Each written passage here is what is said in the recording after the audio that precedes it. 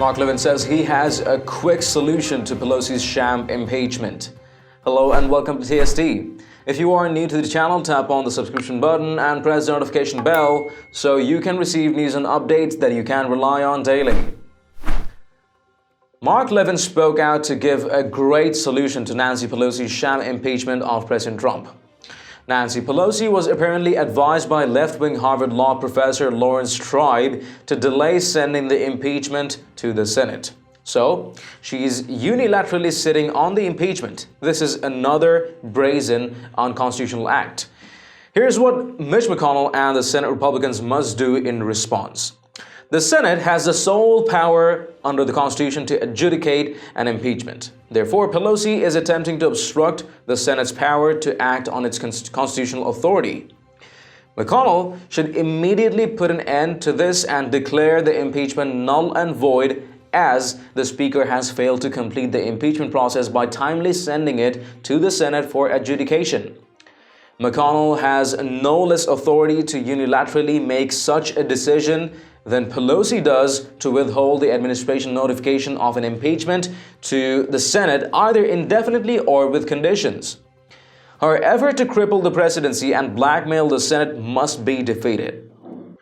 Mark Levin said on impeachment by Democrats, they have never supported the transition of power from Obama to Trump.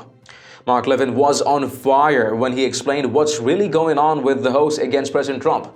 Levin says there is no legal reason to protect the anonymity of the political hack whistleblower, and the law is on the president's side. He says the law is on the president's side. The facts are on the president's side.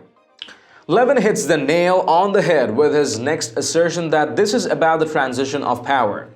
What they're attacking is the transition of power. They have never supported the transition of power from the Obama administration to a Trump administration. Levin directs his attention to the slow learners like Joe Scarborough. The president sets foreign policy.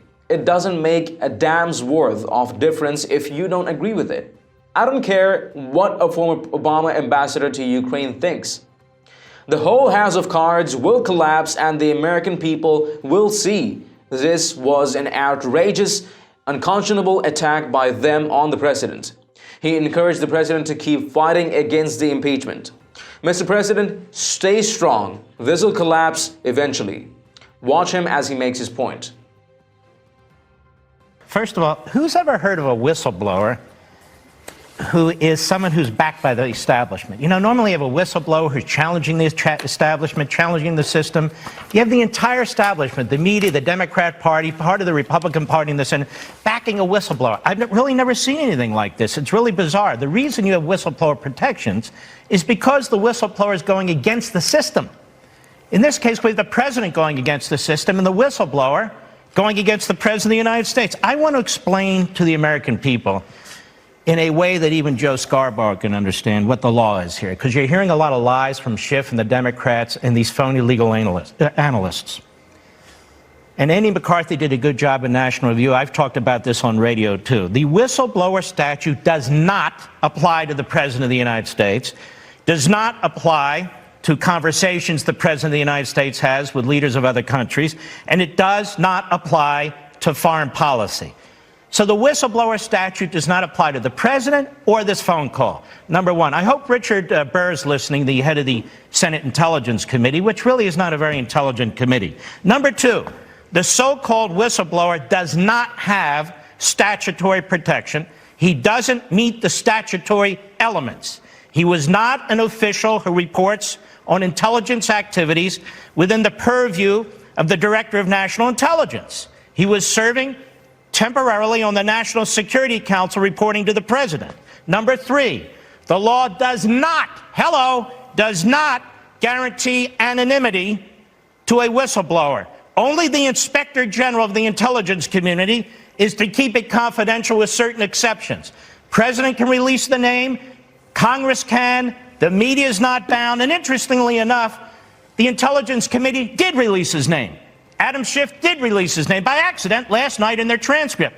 So I guess we should arrest Adam Schiff for that and a thousand other reasons.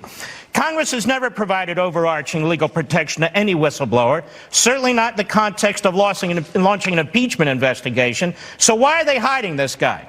Why are they hiding him from me and we, the people? We know his name. We know all about him.